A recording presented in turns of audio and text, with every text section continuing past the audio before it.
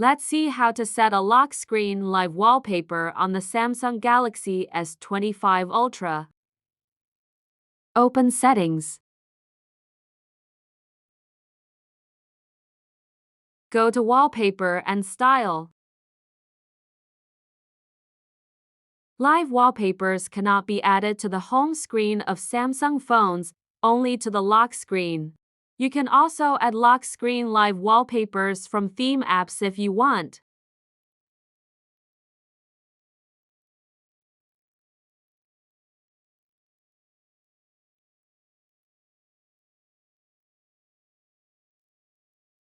And you can add video wallpaper from your gallery too.